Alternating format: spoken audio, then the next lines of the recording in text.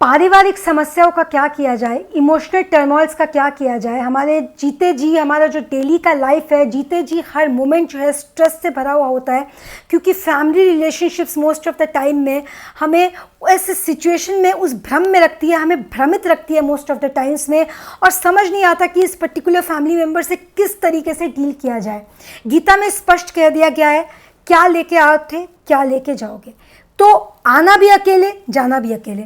तो फिर परिवार की क्या व्याख्या है, तो परिवार दिया क्यों गया है, और पारिवारिक सदस्य जब हम इस दुनिया में आते हैं तो अकेले आते हैं, सिर्फ माँ का साथ होता है। कई बच्चों के साथ तो उनकी माँ भी जो है वो गुजर जाती है, माँ बाप कोई भी नहीं होता, अनाथालय में चला जाता है, परंतु वहाँ भी अकेला नहीं होता है। फिर अनाथालय में जहाँ वो बड़ा होता है वहाँ उसके रिश्ते बनते हैं। इसको सॉल्व करने के लिए हमें बेसिक जो विज्ञान होता है डीएनए का, उस पर ज़रा सा फोकस करना पड़ेगा। ज्ञान अर्जित करके पारिवारिक रिश्तों और उसको समस्या को किस तरीके से हल करना है, इस पे हम और ज़्यादा विशेष रूप से एक्ट कर पाएंगे। डीएनए और क्रोमोसोम्स हमारे अंदर वो होते हैं जो सेल्स मल्टीप्लाई करने में डायरेक्ट कंट्रीब्यूट करते हैं। एक सेल से दो सेल, और दो सेल से जो सेल की मात्रा है वो बढ़ती जाती है, और आगे पूरे जो दुनिया का सृजन, जिस तरीके से दुनिया बढ़ रही है वो इसी तरीके से बढ़ रही है। और ये डिज़ाइन किया हुआ उस सुप्रीम कॉन्शियसनेस का है, चाहे कोई बिलीवर है, नॉन बिलीवर है, आस्तिक है, नास्तिक है। वही एक इंसान ना आस्तिक है ना नास्तिक है, वो सिर्फ अपने आप को साधक कहता है, वो माइंडफुल है, अलर्ट रहता है, अवेयरनेस में फोकस कर रहा है। ये सारी चीज़ें मायने नहीं रखती जब आप छोटे और हम अपने बचपन में होते हैं, अर्ली चाइल्डहुड में होते हैं। अर्ली चाइल्डहुड में अगर आप ध्यान दें, अपने बच्चों पे देखें, अपने छोटे भाई बहनों को देखें, या खुद के बचपन में झांक के अगर देखें, अर्ली चाइल्डहुड वो आयु होती है जिस समय डीएनए डायरेक्ट एक्शन में होता है। डीएनए यानी जो हमारी जीन्स मिली है हमारे माँ के साइड से, हमारे बाप के साइड से, जो जीन्स हमें मिली हुई होती है वो कंप्लीट एक्शन में रहती है।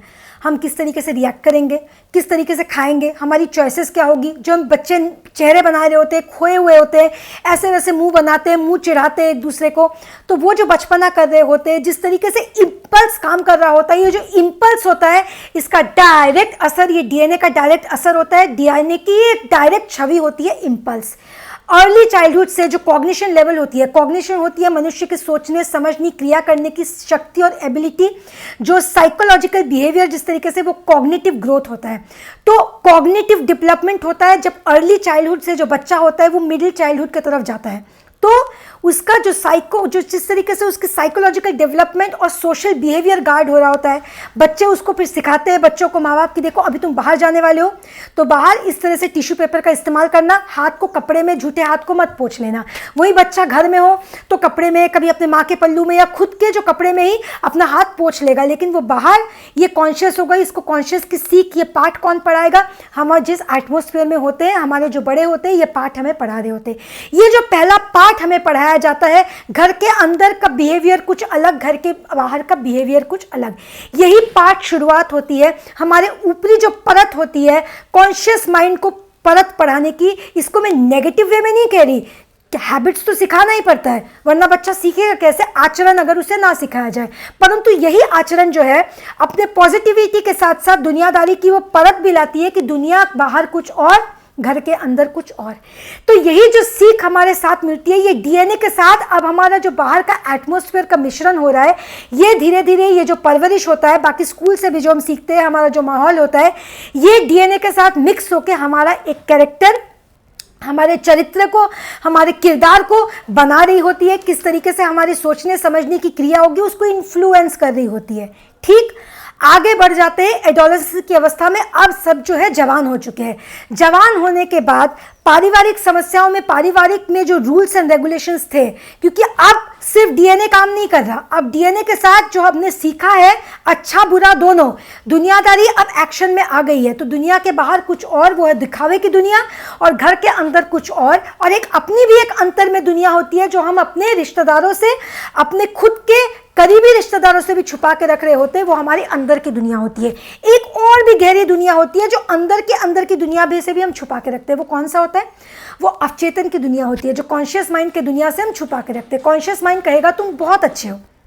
हम अपने जो मिस्टेक्स है, जो जान के कर रहे गलतियां है, भूल को सडनली हम एडमिट खुद से ही नहीं करते हैं, हम ऐसा कर ही नहीं सकते। ये कॉन्शियस माइंड बताता है तुम बहुत अच्छे हो।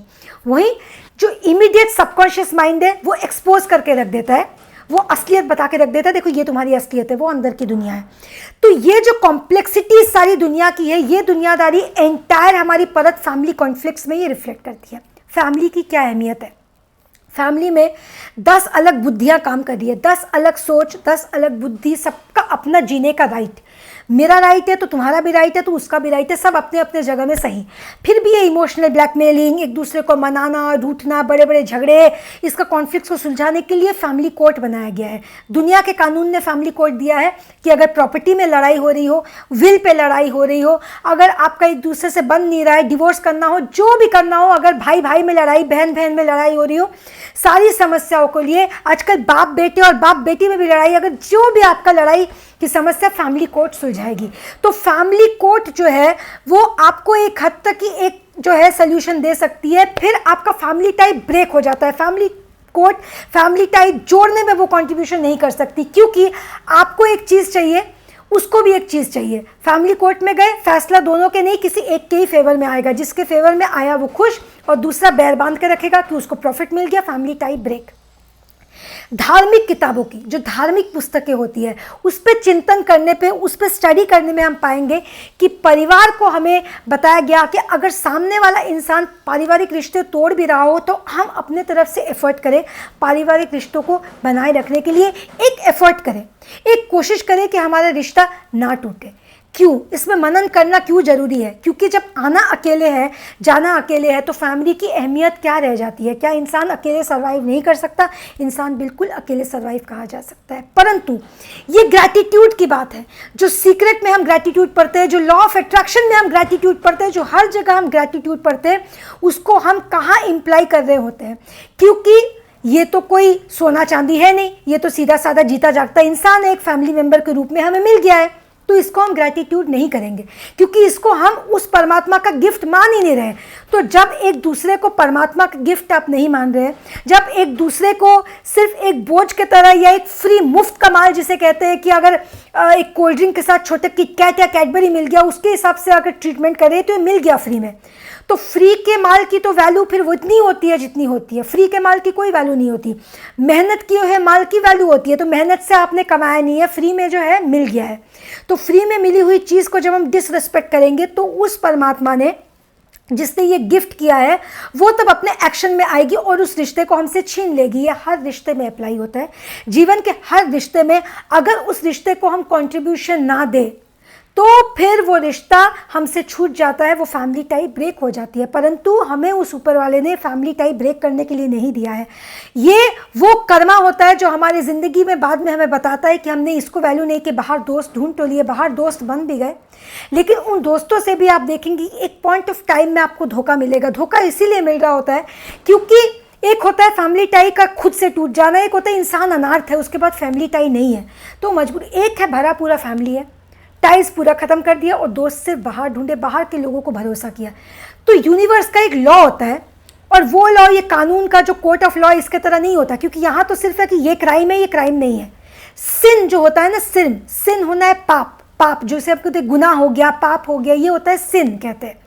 तो ये जो सिन होता है, जो गुनाह होता है, जो पाप होता है, ये कोर्ट ऑफ लॉ को नहीं देखती। एक चीज़ जो क्राइम है जरूरी नहीं है कि वो सिन हो, एक चीज़ जो सिन है जरूरी नहीं है वो क्राइम हो। पुलिस कुछ नहीं बोलेगी, लॉ बोलेगी कोई बात नहीं, आपने कुछ खाया, हमने वही गंदगी जो है अगर पुलिस चेक नहीं करी है, सड़क खा लिया तो फेंक दो, कोई ऐसा बड़ा गुनाह नहीं हो गया कि हमने किसी को कुछ इतना क्राइम कर दिया। परंतु हमने जो फेंका उसका बाद में कॉन्सिक्वेंसेस हमें मिलेगा, क्योंकि ये जो एक्शन कर रहे हैं ये कोई नकारात्मक एक्शन हो रही है, ये सकारात्मक एक्शन नहीं हो रही। तो ये जो नकारात्मक एक ऊर्जा हमने रिलीज की, तो यूनिवर्स को हमने एक नकारात्मक ऊर्जा रिलीज किया, यूनिवर्स अच्छे से ये जो नकारात्मक ऊर्जा को हमें वापस देगी, क्योंकि ये डायरेक्ट कम्युनिकेशन चलता है ब्रह्मांड और हमारे बीच में, ये साथ साथ चलती है। तो फैमिली टाई को वैल्यू नहीं करके बाहर दोस्ती करके अगर हमने सोच लिया कि बड़े झंडे गाड़ लिए, अगर कोई आपको वैल्यू नहीं कर रहा, आप अपने तरफ से वो एफर्ट लीजिए और सामने वाले को उसके कर्म पे छोड़िए। उसके साथ अपने पूरे टाइज को काटने की ज़रूरत नहीं है, कट ऑफ करने की ज़रूरत नहीं है। जहाँ तक हो सके अपने आप को बचा के, खुद के राइट्स को किसी फैमिली मेम्बर को गिफ्ट नहीं कर देना है, क्योंकि बहुत बार ये भी देखा गया है कि फैमिली टाइज जब बनाने की कोशिश की गई है तो सामने वाला जो है इंसान उसका मोहताज सोच के उसको गलत फ़ायदा उठा रहा होता कि चलो ये तो मेरा मोहताज है, ये तो किसी कारण से तो मेरा चमचा बना हुआ है। तो ये बात चमचागिरी की नहीं होती। तो क्या होता है कि वो फ़ायदा उठाने लगते कि चलो भाई इससे जो चाहे करवा लो, इसके साथ कुछ भी कर लो। तो अपने जीने का जो अधिकार है वो सामने वालों को गिफ्ट नहीं करना। ना ही ये परमात्मा ने भी कहा है कि खुद को वैल्यू करो, खुद की इज्जत करो, मेक श्योर करो कि सामने वाला जो फैमिली मेम्बर है आपकी इज्जत करे, और उसकी इज्जत करनी भी है। ये नहीं कि सिर्फ इज्जत करती जानी है और वो सामने वाला बेइज्जत करता रहे। अपने आप को बेइज्जत करने का तो हक नहीं देना किसी को। मेक श्योर करना है कि मैं इसकी इज्जत भी करूँ और मेक श्योर करूँ कि अपनी इज्जत करवाऊँ भी, अपना ड्यूटीज़ फुलफिल करने। फैमिली के साथ अपनी जो ड्यूटीज़ है उसको फुलफिल करते जाना है। और जब हम अपनी ड्यूटीज़ अपने फैमिली के लिए फुलफिल करेंगे तो हमारे कॉन्शियस मन इतना मजबूत हो जाएगा, क्योंकि पता होगा हमें कि हम हक पे हैं। और जब इंसान अधिकार, जो स्पिरिचुअल टेक्स्ट होती है ना, जो होली बुक्स होती है, जो धार्मिक पुस्तकें होती है, उसमें डिटेल मनन और स्टडी करेंगे तो आप पाएंगे कि हमें जो अधिकार है उसको डिफाइन कर दिया गया है बहुत अच्छे से कि कैसे किसका अधिकार किस तरीके से हमें नहीं छीनना है। अपने अधिकार के लिए लड़ना और किसी और के अधिकार को छीनना, इसमें एक बहुत बड़ा डिफरेंस होता है। और ये डिफरेंस जो है, ये थिन लाइन जो है, इस अंतर को जब हम पार कर जाते हैं, इस लाइन को जब हम क्रॉस कर जाते हैं, तभी ये पारिवारिक समस्याएं उत्पन्न होती है। इमोशनल ब्लैकमेलिंग, मतलब अगर पता है कि कोई किसी की मानता है तो उसको इमोशनल एक्सप्लॉइट करो। इसको इमोशनल ब्लैकमेलिंग नहीं, इसे एक्सप्लॉइटेशन करना कहते हैं। और जब हम किसी रिश्ते को, अगर आपको कोई इमोशनल ब्लैकमेल कर रहा है, टेंशन मत लीजिए, अपने आप को इमीडिएटली उस इमोशनल ब्लैकमेलिंग से बचाइए। अपने जो अच्छाई है उसको दूसरों को गिफ्ट मत कीजिए, फ़ायदा अपना मत उठाने दीजिए किसी दूसरे फैमिली मेम्बर को। अपनी ड्यूटी फुलफिल कीजिए। ड्यूटी फुलफिल करना और अपने आप को किसी को डिश में परोस के गिफ्ट कर देना कि लो मुझे पूरे तरीके से खा के ख़त्म कर दो, मुझे सब कुछ छीन लो मेरा, ये बेवकूफ़ी होती है। ये फैमिली टाइज बढ़ाना इसको नहीं कहते, इसको बिगाड़ना कहते, क्योंकि आप सामने वाले की हैबिट स्पॉइल कर रहे हैं। हो सकता है अगर आपकी जगह में कोई ऐसा फैमिली मेंबर होता जो बता देता भाई मैं अपनी ड्यूटी पूरी करूंगा लेकिन मेरी इज्जत मेरे हाथ में है, मेरी तुम बेइज्जती नहीं कर सकते। आप फैमिली मेंबर है, उसके बावजूद बहुत विनम्रता के साथ मेरी बेइज्जत नहीं कर सकते आप, और मेरे जीवन जीने का अधिकार को आप छीन नहीं लगते, तो फैमिली मेंबर अपनी मर्यादा में रहेगा। परंतु आपने फैमिली टाई बनाने के चक्कर में स्वयं को डिश में परोस के दे दिया, तो उसके बाद अगर उस फैमिली मेंबर ने आपको एक्सप्लॉइट किया तो उसको ब्लेम नहीं कर सकते, क्योंकि वो, उसकी बुद्धि भ्रष्ट है, वो तो अपना काम करेगा। आपको अपने आप को गिफ्ट नहीं करना, अपने अधिकार को छोड़ना नहीं है, परंतु किसी के अधिकार को लेना भी नहीं है। ये थिन लाइन को जब हम समझते हुए चलेंगे तो पारिवारिक समस्याएं हमें इफेक्ट या डिस्ट्रैक्ट नहीं कर पाएगी। हम जो काम करते हैं, हमारे घर में झगड़े हो रहे हैं, जो लेडीज़ के बीच में झगड़ा हो रहा है, जेंट्स झगड़े कर, तो ये झगड़े जो होते हैं, फैमिली कॉन्फ्लिक्ट, हमारे आधे से ज़्यादा ऊर्जा जो है उसका संशय हो जाता है, ऊर्जा हमारी जो है खर्च हो जाती है। वहीं आप कोई प्रोडक्टिव काम करें, अपने बिजनेस पे, अपने जॉब पे ध्यान दें, वही फैमिली समस्याओं पे उलझे रह गए। क्यों? क्योंकि क्लियर नहीं किया। ये हक है, बता दिया गया है। आप जिस भी फेथ को मानते हैं, जो भी आपका फेथ है, उस रिलीजियस बुक्स को अच्छे से पढ़ें। बुक्स को पढ़ने के बाद परमात्मा पे अपना यकीन करके दुनिया को, फैमिली मेंबर को जब हमें ये पता चल जाएगा ना, हमें ग्रैटिट्यूड, मान लीजिए आप किसी चीज़ को किसी ऊपर वाले पे नहीं मानते, आप सिर्फ यूनिवर्सल लॉ में मानते हैं, तो अपने फैमिली के साथ एक समझ बताइए कि हम ग्रैटिट्यूड प्रैक्टिस करेंगे। ग्रैटिट्यूड मतलब क्या? आप अपने फैमिली के टूवर्ड्स अपना ड्यूटी फुलफिल करेंगे, इस उपेक्षा में नहीं कि वो आपकी लाइफ बना देगा, या आपको अपने फैमिली मेंबर को भी बताना है कि मैं तुम्हारी तरफ अपनी ड्यूटी करूंगा, लेकिन इस उपेक्षा में मत रहना कि तुम्हें 5 लाख की रिक्वायरमेंट पड़ गई तो मैं तुम्हें गिफ्ट कर दूंगा, मेरी कैपेसिटी नहीं है, मैं नहीं दे सकता, और जितना हो सके उतना मैं हेल्प करूंगा। तो जब चीज़ें क्लियर रहे, एक्सपेक्टेशन कट शॉर्ट कर दी जाए ना, फैमिली टाई बना के रखना है एज अ ग्रैटिट्यूड कि उस ऊपर वाले ने फैमिली टाई दी है, तो इस नियत के साथ उस ऊपर वाले को उसने जो गिफ्ट दिया है उसके ग्रैटिट्यूड के लिए, उसका आभार व्यक्त करने के लिए, और उसकी दी हुई फैमिली टाई का डिसरिस्पेक्ट नहीं करने के लिए, अपमान नहीं करने के लिए, उसको धुतकारने के लिए ताकि उसको ना धुतकारे, इस नियत से जब आप फैमिली टाई बनाएंगे तो कर्म योग के बंधन से जो है इंसान मुक्त होता है। कर्म योगी वो बनता है, और जो कर्म का बंधन होता है उससे वो मुक्त होता है, क्योंकि कर्म योगी और कर्म बंधन में बंधना, ये दो वो चीज़ें हैं जो अपने आप में दो अलग चीज़ें हैं। कर्म बंधन में बंध गए यानी कि सालों साल यही चीज़ चली आ रही है, वही घिसी पिटी चीज़, और कर्म योगी जहाँ बन गए, अपनी ड्यूटी फुलफिल की, दैट्स इट, कोई एक्सपेक्टेशन नहीं। सामने वाला अप्रिशिएट कर रहा है, बहुत अच्छी बात है, नहीं कर रहा है, डजेंट मैटर, आप अप्रिशिएट कर दे सामने वाले को जिस चीज़ के लिए उसने किया, लेकिन बेइज्जती नहीं, बेइज्जती किसी सूरत में नहीं। अप्रिशिएट नहीं कर सकते, कोई बात नहीं, कह रहे हो थैंकलेस जॉब है भाई, कोई और भी कर देता, कोई बात नहीं, ये किसी काम के नहीं हो तुम, तुम्हारा कोई एकदम उसको उस वक्त आप मर्यादा में रख के पूरे विनम्रता के साथ शटअप कॉल दे देना है, बिल्कुल शटअप कॉल। अब यहाँ रहेगा कि भाई ये इंसान हमसे बड़ा है, ऐसी टाइप की सोच, शटअप कॉल देना, बात बड़े छोटे की नहीं है, बात जस्टिस इनजस्टिस की है। कोई इंसान अगर आप में इतनी कमियां निकाल रहा है, आपके हर एफर्ट का जवाब वो लात मार के दे रहा है, तो उस लात को अपने जगह में कर देना बहुत ज़्यादा जरूरी है। यहाँ अगर बड़े छोटे देखने जाए और हमने शटअप कॉल नहीं दिया बहुत ही विनम्रता के साथ, बदतमीजी बिल्कुल नहीं कर रही। शटअप कॉल का मतलब मुंह में शटअप बोलना नहीं है। शटअप कॉल अर्थात सामने वाले को बहुत तरीके से स्पष्ट कर देना कि मेरे अपमान करने का कोई अधिकार नहीं है। ये इज्जत जो मुझे उस ऊपर वाले ने दी है कि मैं बिना मोहताज होकर एक इज्जत के जीवन जीऊँ, इससे बेइज्जत करने का, मेरे कपड़े उतारने का सामने वाले को मैंने हक नहीं दिया। अप्रिशिएट ना करना है कोई बात नहीं, बेइज्जत ना करे। इसको चल के और अधिकार, अपने अधिकार के लिए बिल्कुल जो कहते हैं कि अपना स्ट्रेंथ, अपनी डिटर्मिनेशन रखिए कि मेरे अधिकार के लिए मैं बिल्कुल अपना अधिकार नहीं छोड़ूंगा। अधिकार के लिए स्वयं का लड़ना बहुत जरूरी है, क्योंकि अधिकार जब छोड़ना शुरू कर दिया ना, यहाँ कहते हैं कि भाई सेक्रीफाइस, एक माँ कितने सेक्रीफाइसेस करती है, माँ कितने बार अपना हक छोड़ देती है अपने बच्चों के लिए।